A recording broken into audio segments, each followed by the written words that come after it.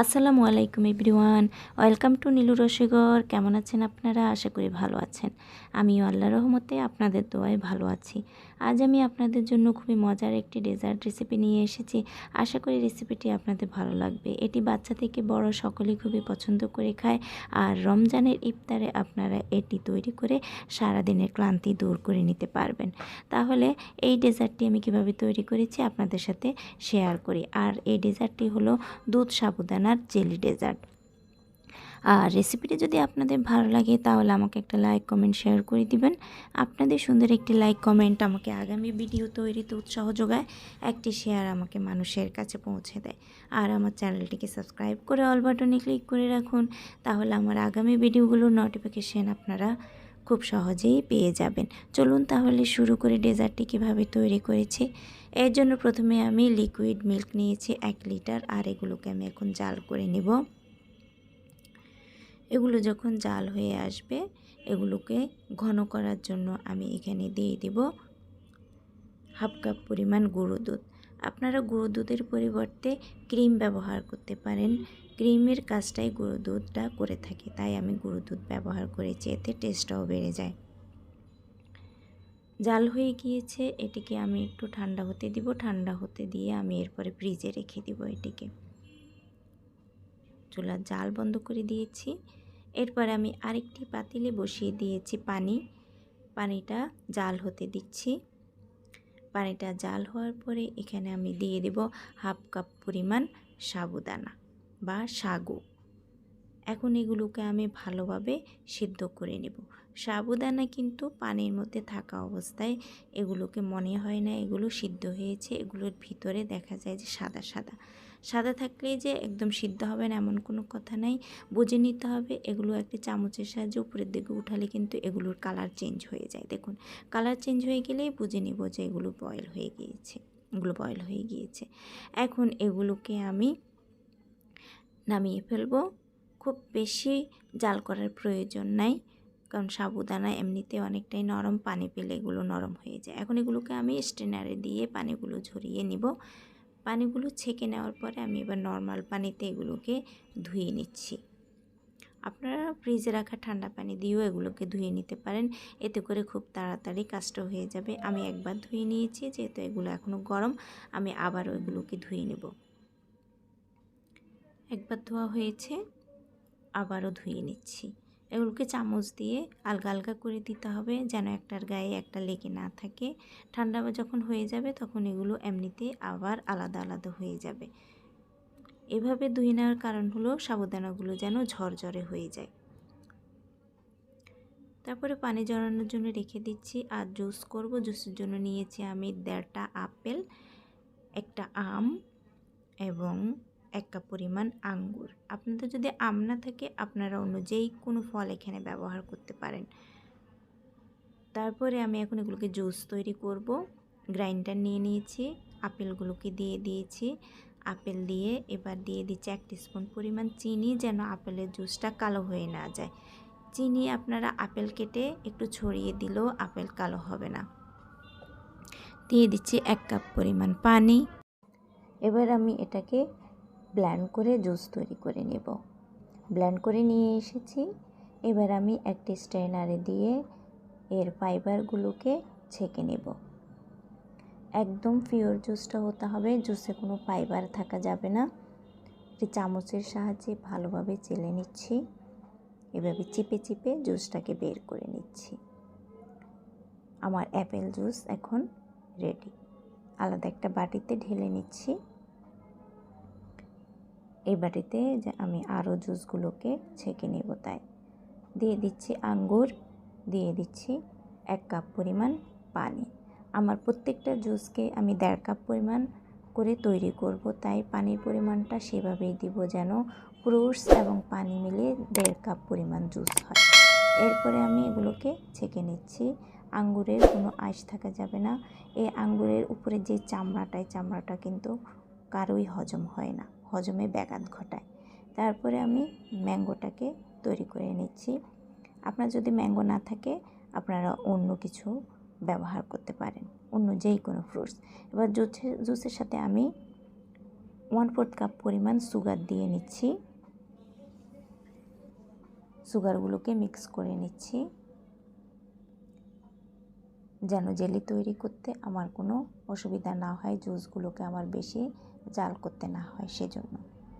আবার নিয়ে নিচ্ছি আমি 1.5 কাপ পরিমাণ পানি।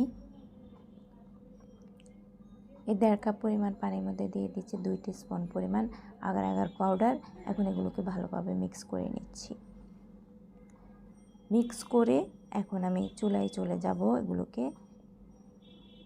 জাল করার জন্য। আমি এগুলোকে জাল করে একটা লিকুইড তৈরি করে নিচ্ছি, আগার লিকুইড। আমার এই 1.5 কাপ পানি এবং 3 ধরনের জুস 1.5 কাপ মিলে আমার 1 লিটার। 1 লিটার জুস জেলি তৈরি করার জন্য আমি 2 টিস্পুন পরিমাণ আগার পাউডার ব্যবহার করেছি। লিকুইডটা আমার তৈরি হয়ে গিয়েছে। আমি এবার অন্য চুলার মধ্যে লো ফ্লেম দিয়ে এটিকে রেখে দিব, কারণ এটি যেন জমে না যায়। প্রথমে আমি গ্রেপ জুসটা তৈরি করে নিচ্ছি। গ্রেপ জুসটা যখন একটু জাল হয়ে আসবে তখন এর মধ্যে দিয়ে দিব আমি 1/2 কাপ পরিমাণ লিকুইড। যেহেতু এখানে আমি 1.5 কাপ পানি দিয়েছি, প্রত্যেকটা জুসের জন্য 1/2 কাপ করে লিকুইড দিয়ে একটু জাল হয়ে আসলে এবার আমি নামিয়ে ফেলবো। উপরে যে ফেনাটা আছে এটা কোনো সমস্যা না, এটা চলে যাবে, বা একটু চামচ দিয়ে ছেঁকে ফেলে দিলেই হবে। বাটিতে নিয়ে এখন আমি একটু ফুড কালার মিক্স করে নিচ্ছি। আমি সবুজ ফুড কালার ব্যবহার করেছি, যেহেতু আঙ্গুরটা সবুজ, এটি আঙ্গুরের জেলি, তাই আমি একটু সবুজ কালারের ফুড কালার ব্যবহার করেছি। আপনাদের পছন্দ অনুযায়ী আপনারা কালার ব্যবহার করতে পারেন, আবার যদি ভালো না লাগে আপনারা ব্যবহার নাও করতে পারেন, তবে জেলি একটু কালারফুল দেখলেই ভালো লাগে। তারপর আমি একটা ডিশের মধ্যে এগুলোকে ঢেলে নিচ্ছি ঠান্ডা করার জন্য। তারপর আমি এখন নিয়ে নিলাম অ্যাপেলের জুস। অ্যাপেলের জুসের মধ্যেও আমি দিয়ে দিয়েছি 1/2 কাপ পরিমাণ আগারের লিকুইড।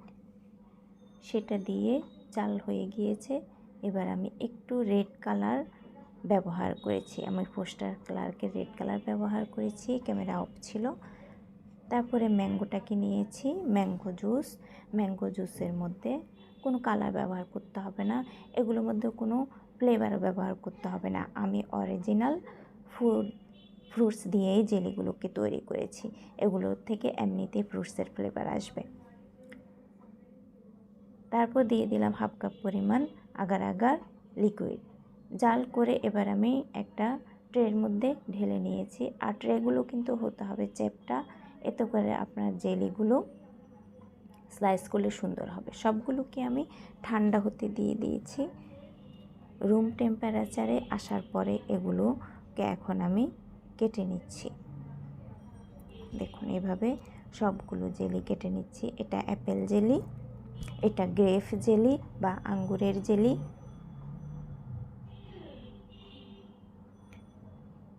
সবগুলোকে এভাবে কেটে নিয়েছি।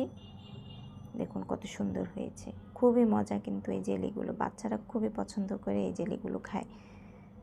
তারপরে ম্যাঙ্গো জেলি, আপনাদের যদি আরও ব্রাইট করতে ইচ্ছে করে আপনারা এখানে কালার ব্যবহার করতে পারেন, আমি ব্যবহার করিনি। নিয়ে নিয়েছি একটা ডিশের মধ্যে আমি যে দুধগুলোকে জাল করেছি ফ্রিজে দিয়েছি ঠান্ডা হতে। এবার ঠান্ডা দুধগুলোকে আমি একটা ডিশের মধ্যে ঢেলে নিচ্ছি। তারপরে এখানে যে বয়েল করে রেখেছিলাম সাবুদানা বা সাগু, সেগুলোকেও এখানে দিয়ে দিচ্ছি। দেখুন এগুলো কতটা ঝরঝরে, দুধের মধ্যে দেওয়ার সাথে সাথে এগুলো সবগুলো আলাদা আলাদা হয়ে গিয়েছে। এবার একে একে আমি জেলিগুলোও দিয়ে দিচ্ছি। ম্যাঙ্গো জেলি দিয়েছি, অ্যাপেল জেলি দিয়েছি, এবার গ্রেপ জেলি দিয়ে দিচ্ছি। সমস্ত জেলিগুলো দেওয়া হয়ে গিয়েছে। এবার আমি উপর দিয়ে দিব ভ্যানিলা আইসক্রিম দিলে এর টেস্টটা অনেক ভালো আসে। আশা করি রেসিপিটি আপনাদের ভালো লেগেছে। আইসক্রিম কিন্তু এর টেস্টটাই অনেকটাই বাড়িয়ে দেয় এবং এর টেস্টটাই অনেকটা আলাদা হয়ে যায়। আমার রেডি ডেজার্ট এখন আমি আপনাদেরকে একটি জারে করে সার্ভ করে দেখাচ্ছি কেমন হয়েছে। খুবই মজাদার এই ডেজার্ট, খুবই সুস্বাদু এই ডেজার্ট। আপনারা তৈরি করে ঠান্ডা করে ইফতারে সার্ভ করতে পারবেন। আশা করছি ইফতারে আপনারা প্রশান্তি পাবেন। বাচ্চারা খুবই পছন্দ করে এই ডেজার্টটি। ঈদেও আপনারা এই ডেজার্টটি তৈরি করে অতিথিদের সার্ভ করতে পারেন। তা আশা করি রেসিপিটি আপনাদের ভালো লেগেছে। বাসায় অবশ্যই আপনারা ট্রাই করবেন এই মজাদার সুস্বাদু প্রাণ জোড়ানো ডেজার্টটি। তো সবাই আমার জন্য দোয়া করবেন, আমি যেন আপনাদের জন্য এরকম অনেক সুন্দর সুন্দর মজার মজার রেসিপি নিয়ে আসতে পারি। সবাই ভালো থাকবেন। আর পুরো ভিডিওটি দেখার অনুরোধ রইল। কোনো ভিডিও দেখার সময় স্কিপ না করে পুরো ভিডিওটি দেখবেন। এতে করে আপনারা পুরো রেসিপিটি ভালোভাবে তৈরি করতে পারবেন। সবাই ভালো থাকবেন, আমার জন্য দোয়া করবেন। আসসালামু আলাইকুম।